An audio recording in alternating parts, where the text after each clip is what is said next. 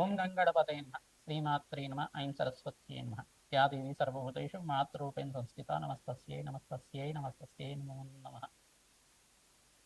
క్లీం కృష్ణాయ గోవిందాయ గోపీజనవల్లభాయ శ్రీకృష్ణ పరబ్రహ్మణే పరంజ్యోతిషే నమో నమః. శ్రీకృష్ణ పరమాత్మనే నమో నమః. ఓం నమో భగవతే మేధా దక్షిణామూర్తే మహ్యం మేధాంతజ్ఞం ప్రయచ్చ స్వః. క్రీం క్రీం మహాకాళికాయ నమో నమః. శ్రీరామ జయ రామ జయ జయ రామ రామాయ నమః. ఓం నమో భగవతే అరుణాచలీశ్వరాయ నమః. ఓం శరవణ భవాయ నమః. యూట్యూబ్ ప్రేక్షకులందరికీ కూడా నమస్కారం అండి. నేను పాలపర్తి గురునాశన్న జ్యోతిషం వాస్తు సిద్ధాంతిని. ఈ రోజున మనం చెప్పబోయే టాపిక్ ఏంటంటే ప్రధానంగా రాహుకేతుల ఒక ప్రభావం అంతా కూడా కాలసర్ప దోషాలు మేషాది ద్వాదశ రాశుల వాళ్ళకి జన్మలగ్న వశాత్తు జన్మజాతకం ప్రకారంగా ఏ రకంగా వర్తిస్తాయి. అందుకు కాలసర్ప దోషాలు అనేది అందరు కూడా చెప్తూ ఉంటారు. ప్రధానంగా జన్మజాతకంలో సంతానం అనేది ఆలస్యమైనప్పుడు కానీ, వివాహం ఆలస్యమైనప్పుడు కానీ, పితృదోషాలు ఉన్నప్పుడైనా కానీ, ప్రధానంగా ఆర్థికంగా ప్రతినిత్యం కూడా ఆర్థికంగా అనుకున్న స్థాయితో ఎదుగుదల లేకపోవడం కానీ, అనేది ఫైనాన్షియల్ గ్రోత్ అనేది కరెక్ట్ టైంలో లేకపోవడం కానీ, బిజినెస్ లాస్ రావడం కానీ, బిజినెస్లో అంతా కూడా ప్రాఫిట్స్ రాకుండా మీరంతా కూడా షట్ డౌన్ చేయడం కానీ, ఇదంతా కూడా కొన్ని కాలసర్ప దోషానికి కారణమవుతుంది. ప్రధానంగా చూసుకుంటే ప్రతినిత్యం కూడా ఈ యొక్క జన్మ జాతకం వశాత్తు లగ్నాన్ని ప్రధానంగా చూసుకొని జాతకాన్ని అంతా కూడా విశ్లేషణ చేయించుకోవడం వల్ల జ్యోతిషంలో మీకంతా కూడా పరిష్కారం జరగడానికి ఆస్కారం ఉంటుంది. ప్రధానంగా దత్తనాడి ప్రకారంగా అయినా కానీ, ఈ యొక్క గోచారీత్యా జాతకరీత్యా కానీ, ప్రధానంగా మీకు జన్మ జాతకంలో ఉండే గ్రహాల యొక్క ప్రభావమే ప్రధానంగా ఉంటుంది. ప్రధానంగా జాతకరీత్యా చూసుకుంటే లగ్నము, పంచమ స్థానము, చతుర్థ స్థానము, మరియు సప్తమ స్థానము, అష్టమ స్థానము, నవమ స్థానము, దశమ స్థానము, ద్వాదశ స్థానంలో అంటే ద్వాదశ స్థానం అనేది మన వ్యయ స్థానం అంటారు. ఈ స్థానాల్లో కనుక రాహుకేతులంతా కూడా సమసప్తకాల్లో ఉంటారు. ఎప్పుడైనా కానీ అపసవ్య దిశలో వాళ్ళంతా కూడా భ్రమణం అనేది ఉంటుంది. ప్రధానంగా చూసుకుంటే రాహుకేతులంతా కూడా ఛాయా గ్రహాలుగా చెప్పడం జరుగుతుంది. సర్పజాతికి చెందిన గ్రహాలుగా, సింహిక గర్భ సంభూతులుగా చెప్పడం జరుగుతుంది. ప్రధానంగా రాహుకేతులంతా కూడా మోక్ష జ్ఞానాన్ని ప్రసాదించడానికి, కర్మ ఫలితాన్ని అంతా కూడా అనుభవించే విధానికి చేయడానికి ఈ యొక్క కర్మఫలదాతలుగా చెప్పడం జరుగుతుంది. ప్రధానంగా రోగకారకులుగా కూడా చెప్పడం జరుగుతుంది. ప్రధానంగా చూసుకుంటే జన్మ జాతకమే ప్రధానమైన జాతకంగా ఉంటుంది. కావున వివిధ జాతకాల్లో ఉంటే ఈ యొక్క ప్రతి ఒక్క నవగ్రహాలన్నీ కూడా రాహుకేతు మధ్యలో అంతా కూడా స్తంభంలో ఉంటాయి. కనుక లగ్నం నుంచి అయినా చూసుకోవచ్చు, రాశి నుంచి అయినా చూసుకోవచ్చు. ఎక్కువ గ్రహాలన్నీ రాహుకేతుల యొక్క మధ్యలోనే ఉంటాయి. కనుక ప్రధానంగా ఈ స్థానాల్లో కనుక ఉంటే రాహుకేతు మధ్యలో ఎక్కువ గ్రహాలన్నీ కూడా మధ్యలోనే ఉంటాయి, స్థిరంగా ఉంటాయి. దాన్ని కాలసర్పదోషం అంటారు ప్రథమంగా.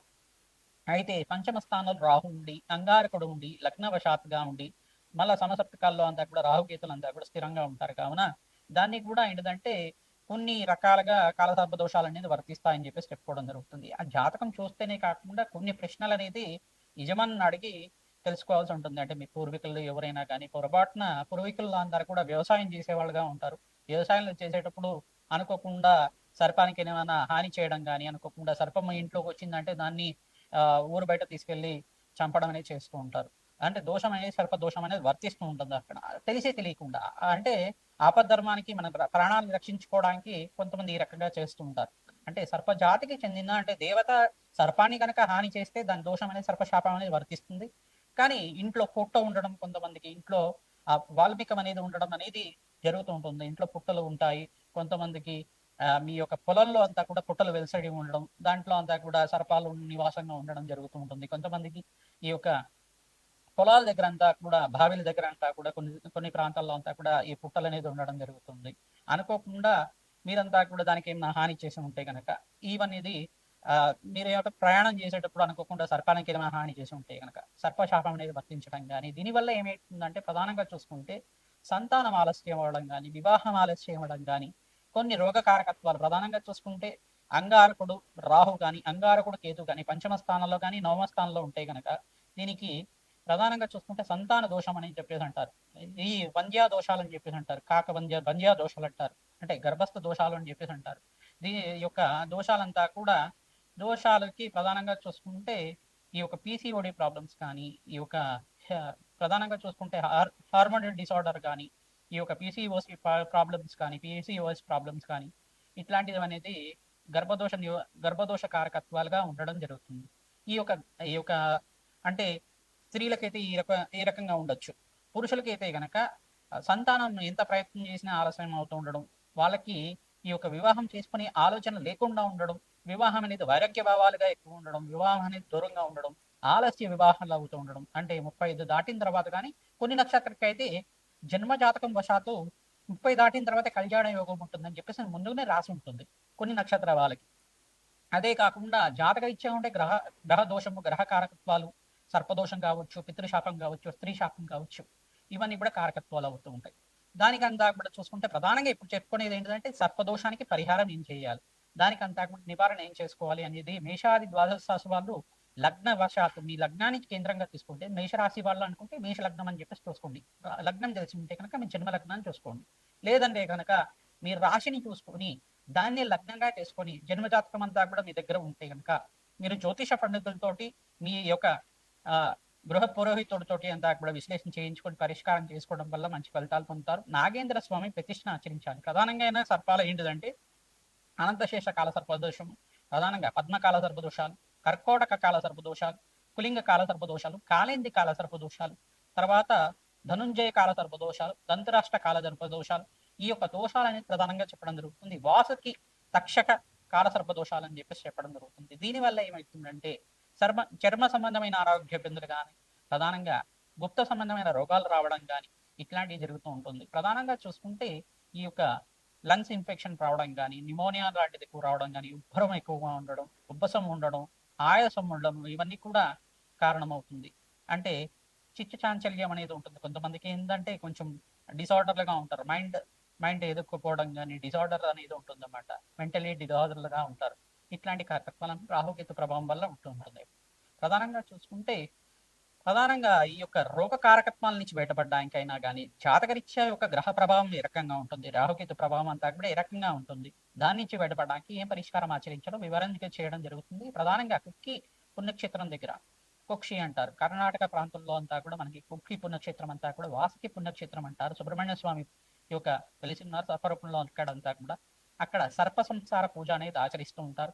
తర్వాత వివాహం కోసమైనా కానీ సంతానం కోసమైనా కానీ ఆలస్య కళ్యాణాలు అవుతున్నా కానీ ఈ సర్ప సంస్కార పూజ చేయడం, తర్వాత సర్పశాంతి, సర్ప బలి విధానం అనేది చేస్తూ ఉంటారు. అంటే ఇక్కడ విధానం ఏంటంటే ఈ యొక్క నక్షత్రాలన్నీ కూడా కారకత్వాలు అవుతుంటాయి. ప్రధానంగా రాహుకేతు నక్షత్రాలంతా చూసుకుంటే అశ్విని, మక, మూల, తర్వాత ఈ యొక్క ఆశ్లేష, యొక్క పువ్వ, ప్రధానంగా చూసుకుంటే కొన్ని నక్షత్రాలు ప్రధానంగా చూసుకుంటే పూర్వభద్ర నక్షత్రం కానీ ఈ యొక్క నక్షత్రాలంతా కూడా కారణమవుతుంటాయి. స్వాతి, తర్వాత శతభిషం, ఈ యొక్క నక్షత్రాలంతా కూడా సర్పజాతికి చెందిన నక్షత్రాలుగా చెప్పడం జరుగుతుంది. ప్రధానమైన దోషాలంతా కూడా ఈ నక్షత్రాలకు ప్రధానంగా ఉంటాయి.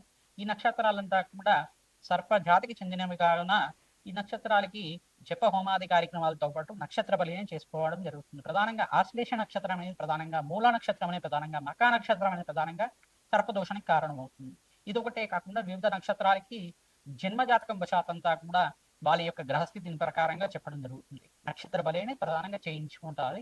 ప్రధానంగా ఈ దోష నివారణకి ఈ సర్ప సంస్కారం పూజనే కాకుండా దగ్గరలో ఉండే దేవాలయంలో కానీ, పుణ్యక్షేత్ర ప్రాంతంలో అయినా కానీ, నదీ ప్రవాహ ప్రాంతంలో అయినా కానీ సర్ప ప్రతిష్ట నాగుల్ని అంతా కూడా సర్ప జాతికి చెందిన జోడు నాగులనంతా కూడా ప్రతిష్ఠ చేయడం, రావి చెట్టు, వేప చెట్టు ఉండే ప్రాంతం దగ్గర ప్రతిష్ఠ చేయడం వల్ల దానికి ప్రతినిత్యం కూడా మంగళవారం పూట ఈ యొక్క చిమిలిని నివేదన చేయడం వల్ల, నువ్వులు ఉండలేనంతా కూడా నివేదన చేయడం వల్ల సర్పదోష నివారణ కలుగుతుంది, వంశాభివృద్ధి కలుగుతుంది.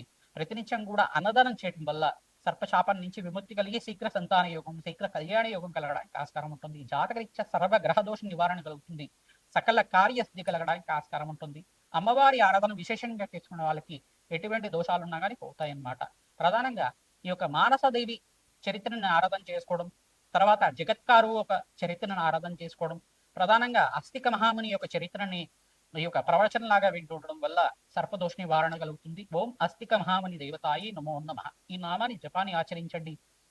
మరి మానసదేవి ఆరాధన చేయడం వల్ల సర్పదోష నివారణ కలుగుతుంది. సుబ్రహ్మణ్య స్వామి ఆరాధన చేయడం వల్ల మీకంతా కూడా సర్పశాపం నుంచి బయటపడడానికి ఆస్కారం ఉంటుంది. వెంకటేశ్వర స్వామి వారిని గరుక్మంతుని ఆరాధన చేయడం వల్ల సర్పశాపం నుంచి బయటపడడానికి ఆస్కారం ఉంటుంది. ప్రధానంగా చూసుకుంటే ఈ ఒక గ్రహస్థితి అంతా కూడా ఏ రకంగా ఉండేది జన్మజాతకం చూసుకొని చెప్పాల్సి ఉంటుంది. మేమంతా కూడా లగ్నవశాత్తు ఈ స్థానంలో కనుక గ్రహ స్థితి ఉంటే కనుక దీనికి దోషం కారణం అవుతుంది, దీనికి పరిష్కారం చేయడం జరుగుతుందని పరిష్కారం చెప్పడం జరుగుతుంది. మీ జన్మజాతకాన్ని అంతా కూడా మా యొక్క ఫోన్ నెంబర్కి మీరు వాట్సాప్ చేస్తే కనుక మీకు ఎటువంటి దోషాలు ఉన్నాయి, ఎటువంటి సర్పశాపాలు ఉన్నాయి, సర్ప దోషాలు ఉన్నాయి, దానికంతా కూడా ప్రశ్నారూఢ ప్రకారంగా ప్రశ్న వేసి మీకంతా కూడా దత్తనాడి ప్రకారంగా విశ్లేషణ చేయడం జరుగుతుంది. వేదిక జ్యోతిష్యం ప్రకారంగా చెప్పడం జరుగుతుంది. మీకంతా కూడా శాంతి హోమాది కార్యక్రమాలు ఆచరించడం వల్ల మనోవాంఛలంతా కూడా తీరడానికి, అఖండ ఐశ్వర్యము, సత్సంతాన యోగం, పుత్ర పౌత్రాది సమృద్ధి కలగడానికి ఆస్కారం ఉంటుంది. శీఘ్ర కళ్యాణ యోగం సిద్ధించడానికి, అష్టైశ్వర ప్రాప్తి కలగడానికి ఆస్కారం ఉంటుంది. ధనస్సు రాశి జాతకులకి మీ లగ్నం తెలిసి ఉంటే కనుక లగ్నాన్ని చూసుకోండి, రాశి తెలిసి ఉంటే కనుక రాశిని చూసుకోండి. ప్రధానంగా ఈ యొక్క పరిష్కారం అందరికీ కూడా వర్తిస్తుంది. ప్రధానంగా జాతకరీత్యా లగ్న చక్రవశాత్తు ధనుర్లగ్న జాతకులకి, ధనస్సు లగ్న జాతకులకి అంతా కూడా చూసుకుంటే రాహుగీతలంతా కూడా లగ్నవశాత్తు కానీ ఈ యొక్క స్థానాల్లో ఉంటే కనుక దోషకారిగా ఉంటారు. సంవత్సరాల్లో అంతా కూడా ఉండి రాహుకేతులంతా కూడా రాహుకేతు మధ్యలోని 7 గ్రహాలంతా కూడా స్థిరంగా ఉండడం, పంచమ స్థానంలో ఉండి 7 గ్రహాలంతా కూడా స్థిరంగా ఉండడం అనేది జరుగుతూ ఉంటుంది. జాతకరీత్యా స్థిరంగా ఉండే గ్రహాలన్నీ కూడా కొన్ని దోషానికి కారణమవుతూ ఉంటుంది అన్నమాట. ఈ యొక్క జన్మ జాతకంలో ఉండే జన్మ సమయానికంతా కూడా దోషం వర్తించింది కావున మీరు నాగేంద్ర స్వామి ప్రతిష్ఠ చేసుకోవడం, సర్ప సంస్కార పూజను ఆచరించడం, తరచుగా సుబ్రహ్మణ్య స్వామిని అంతా కూడా కులదైవంగా భావించి నిత్యమంతా కూడా ఒక చిన్న సర్పాన్ని తెచ్చుకొని, వెండి సర్పాన్ని తెచ్చుకొని దానికి అభిషేకాది కార్యక్రమాలు చేసుకోవడం, సర్ప బింబాన్ని అంతా కూడా దానం చేయడం, వెండి బింబం కానీ, బంగారు బింబం కానీ, ఈ యొక్క రాగి బింబమైనా కానీ, సర్ప బింబాన్ని అంటే సర్ప రూపునంతా కూడా బ్రాహ్మణోత్వం దానం చేయడం, ఉలువలు మినవలు పెట్టి దానం చేయడం వల్ల ఈ యొక్క సర్పశాంతి కలగడానికి ఆస్కారం ఉంటుంది. ప్రతినిత్యం కూడా సుబ్రహ్మణ్య స్వామి చరిత్రను పారాయణం చేసుకోండి.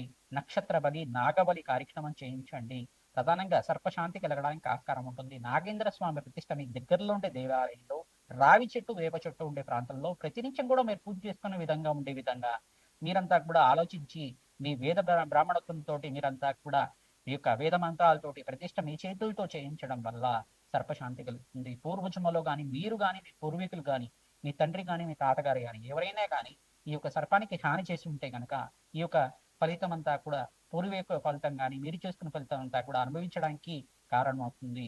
దీని నుంచి బయటపడడానికి సర్పశాంతి, సర్ప సంస్కార పూజ, ప్రతిష్ట కార్యక్రమాలు, జపాలు చేసుకోవడం, ఈ యొక్క సుబ్రహ్మణ్య స్వామి మూలమంత్ర జపాలు కానీ, ఈ యొక్క నాగేంద్ర స్వామి మూలమంత్ర జపాలు కానీ, సర్ప మూలమంత్ర జపాలు కానీ, మానసదేవి మూలమంత్ర జపాలు కానీ చేసుకోవడం వల్ల ఈ యొక్క వేద బ్రాహ్మణత్వంతో ఆచరింపజేయడం వల్ల మంచి ఫలితాలు పొందుతారు. శ్రీమాత్రే నమః.